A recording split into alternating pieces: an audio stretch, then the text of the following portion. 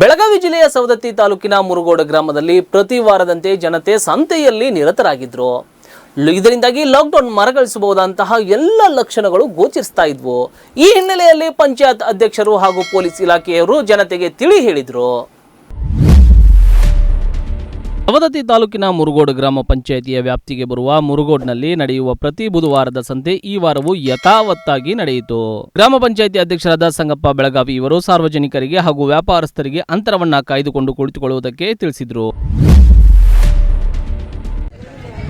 ಮುರುಗೋಡು ಗ್ರಾಮದಾಗ ಒಂದು ಜನರ ಒಂದು ಹಿತದೃಷ್ಟಿಗಾಗಿ ಸ್ವಚ್ಛತೆಗಾಗಿ ಹಾಗೂ ಈ ಕೊರೋನಾ ಹೆಚ್ಚಾಗುತ್ತಿರುವುದರಿಂದ ಈ ಮುರುಗೋಡು ಸಂತೆಯನ್ನು ಬಂದ್ ಮಾಡಿಸ್ಬೇಕಂತ ವಿಚಾರದಾಗ ಇದ್ದೀವಿ. ಆದರೂ ಸಾರ್ವಜನಿಕರ ಒಂದು ಹಿತದೃಷ್ಟಿಯಿಂದ ಅವರ ಸಾರ್ವಜನಿಕರ ಒಂದು ಮನವರಿಕೆ ಮುಖಾಂತರ ಈ ಸಾರ್ವಜನಿಕರ ಒಂದು ಅಂತರವನ್ನು ಕಾಯ್ದುಕೊಂಡು ಈ ಸಂತೆಯನ್ನು ಪ್ರಾರಂಭ ಮಾಡಿದ್ದೀವಿ. ಈ ಸಂತೆಯಲ್ಲಿ ಈ ಆಯಾ ಒಂದು ಒಬ್ಬೊಬ್ಬರಿಗೆ 4 ಫೂಟ್ ಡಿಸ್ಟೆನ್ಸ್ ಮಾಡಿ ಲೈನನ್ನು ಹಾಕಿಕೊಂಡು ಸಂತೆಯನ್ನು ಸ್ಟಾರ್ಟ್ ಮಾಡಿದ್ವಿ. ಈಗಾಗಲೇ ಮುರುಗೋಡು ಗ್ರಾಮದಲ್ಲಿ ಸಂತೆ 4 ಫೂಟ್ ಅಂತರದಿಂದ ಕಾಯ್ದುಕೊಂಡು ಸಂತೆ ಚಾಲೂ ಇರುತ್ತದೆ.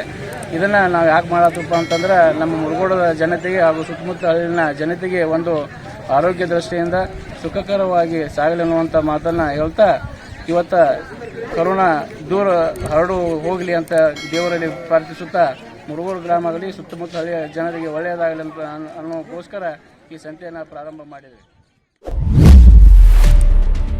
ಇದಕ್ಕೆ ಸಂಬಂಧಿಸಿದಂತೆ ಗ್ರಾಮ ಪಂಚಾಯಿತಿ ಸಿಬ್ಬಂದಿಗಳು ವ್ಯಾಪಾರಸ್ಥರಿಗೆ ಕುಳಿತುಕೊಳ್ಳುವುದಕ್ಕೆ 4 ಅಡಿ ಅಂತರದ ಸುಣ್ಣದ ಮಾರ್ಕ್ ಅನ್ನು ಹಾಕಿಕೊಟ್ಟಿದ್ದರು. ಈ ಸಂದರ್ಭದಲ್ಲಿ ಮುರುಗೋಡು ಪೊಲೀಸ್ ಠಾಣೆಯ PSI ಪ್ರವೀಣ್ ಗೂಗಲ್ ಅವರು ಸಾರ್ವಜನಿಕರಿಗೆ ಕೊರೋನಾ ಮಹಾಮಾರಿ ಹೆಚ್ಚಾಗಿದ್ದರಿಂದಾಗಿ ಎಲ್ಲರೂ ತಪ್ಪದೆ ಕಡ್ಡಾಯವಾಗಿ ಮಾಸ್ಕ್ ಧರಿಸಿ ಅದೇ ರೀತಿ ಸಾಮಾಜಿಕ ಅಂತರವನ್ನ ಕಾಯ್ದುಕೊಳ್ಳಬೇಕು ಎಂದು ತಿಳಿಸಿದರು.